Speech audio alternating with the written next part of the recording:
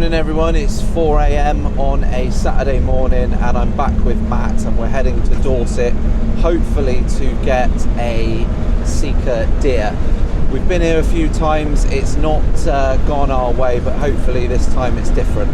So the idea is that we get down to Dorset for daybreak and then we'll get out the car and have a little look around. We haven't had the best of luck down here recently. It has been, well, it was a very dry summer, made the first part of the season quite difficult because there wasn't any, all the grass had basically died, so the Sika are relocated. The season before, I think last time before we came down, there was a load of problems with the grass quality. It had to be reseeded and the seed didn't take. And then the last time we came down, there was someone's dog had been running around chasing sheep and pulling chunks out of sheep, so basically terrorised the entire estate when we came down last time. So they are certainly about. It's stags in season at the moment, so that we're not touching the hinds. The rut hasn't quite got on yet, it's still a bit warm, but we're going to try and have a go anyway. And like I say, if you don't go, you don't know. So it's hopefully it'll be worth it.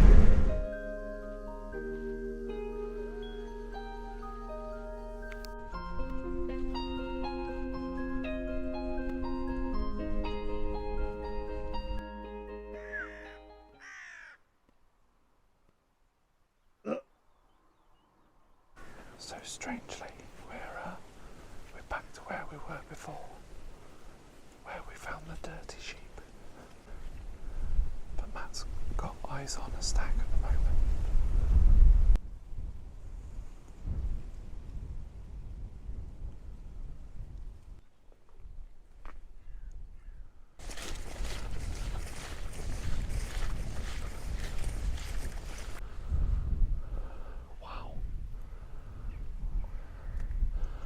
Sika.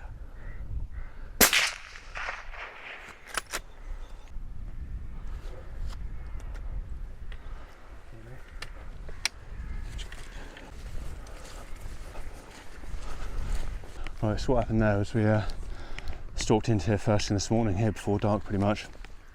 Saw two Sika in a thermal. We could definitely tell they were Sika because of the way they were walking. Given the size, they looked like hinds. They were as a hind and a young hind follower.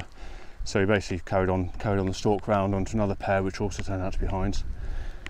Wind is really in our favour here, so what we did is we sort of swept back round, looked with a thermal and caught a stag coming up along the bank. Just getting into the field where we'd literally been, I don't know, 5-10 minutes before.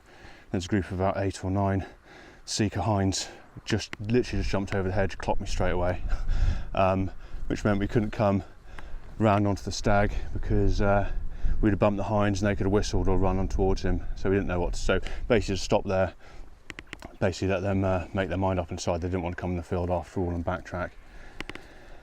Got to within 100 metres, 180 metres to this copse here, and stag was there straight in front of us, literally getting on the sticks, and he hopped in, not caring the world, into this spinney.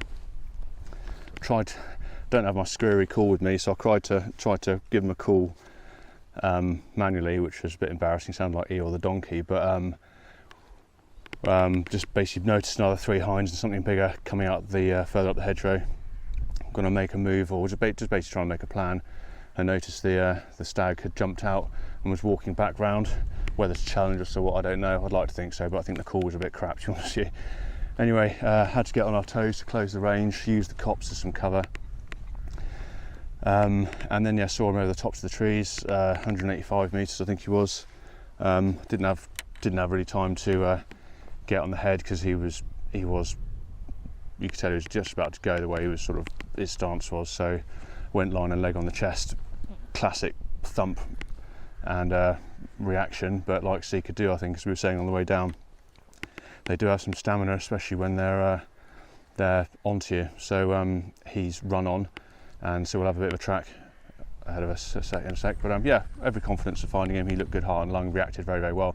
I could see blood coming down his flank, so I think he'll be just inside there. Fingers crossed. We'll see. So, what, are you ready? Yeah. Right. So Alex hasn't seen this before. So, as I mentioned in the car on the way down, bullets by far the most humane method of dispatching wild deer, and from time to time they do run on. A lot of the time they're dead on their feet and they don't really realise it, but the adrenaline push gives them that bit of extra oomph to react to the flight instincts, and they can make a bit of headway. Anyway, what we've done, because of the circumstances, I had to chest shoot this animal. It gave a really good indication of heart and lung shot, and I could see the what looked sort of frothy pink blood on the side, so it tells me it's a lung shot. What we're doing now, at least I hope it's a lung shot, heart and lung. So what we're doing now is we're walking up to the point where I saw it go into the cover. We're going to try and locate the blood from there. As soon as I get to that point at the edge, I'm just going to give it another 5 minutes or so and try and see if we can find it. Failing that, we'll go and get a dog and follow up that way. But yeah, should be interesting for Alex to see.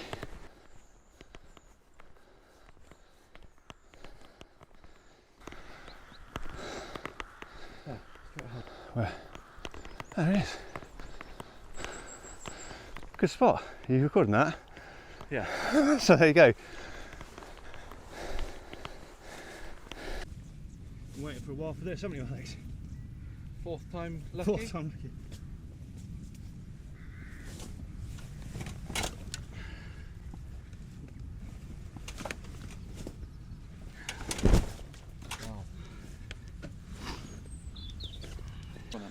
Okay, so here he is, what Alex has been waiting to want to see for a long time.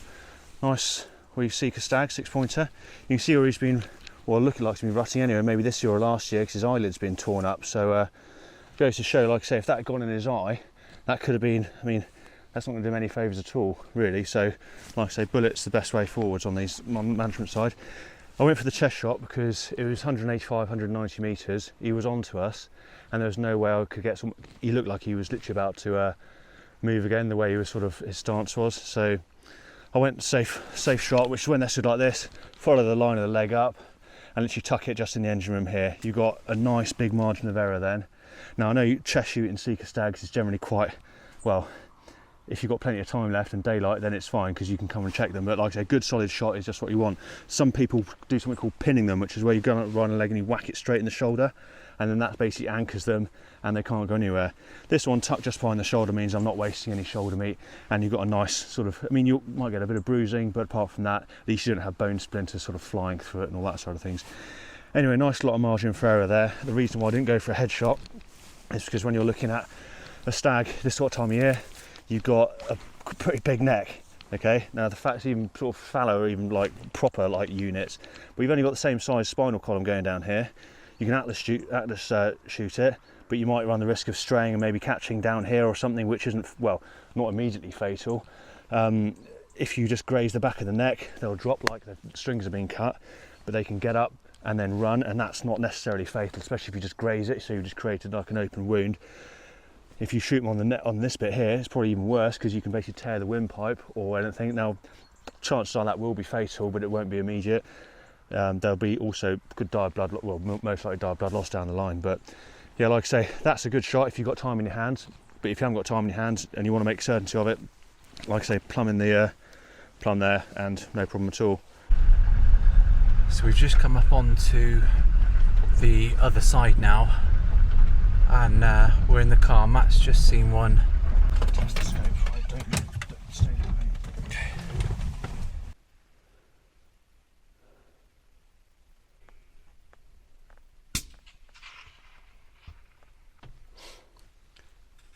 What are we saying?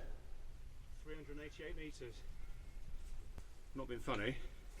388 metres, going the perfect windage, the perfect bullet drop, and he's down on the spot. I think the shot may have been a bit high, but down on the spot. Perfect line for the wind. Absolutely knock your socks off that. Bloody brilliant. Paid for itself already, just through bragging rights more than anything else. No, cut that last bit. Yeah, that was something out of nothing. I've been after this one for a while, to be honest with you. He's a nice stag. He was holding 3 or 4 hinds. Saw him from the top, 500-600 metres away. I was making our way down towards him, but the wind is literally puffing straight towards him, and he was, yeah, he was onto us straight away. The hinds were up first, heading off over the back. He got up and made to follow them. Managed to stop him with a shout. Pinged him on the DS, and like 388 metres, fair old stretch, to be honest with you, but I'm confident with it. And yeah, down on the spot.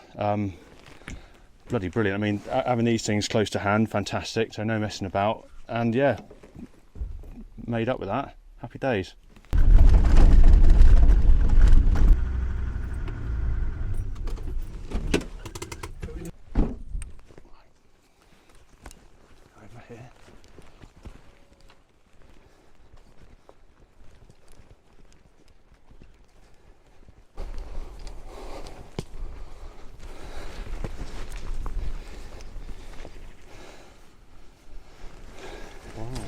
Dead on arrival.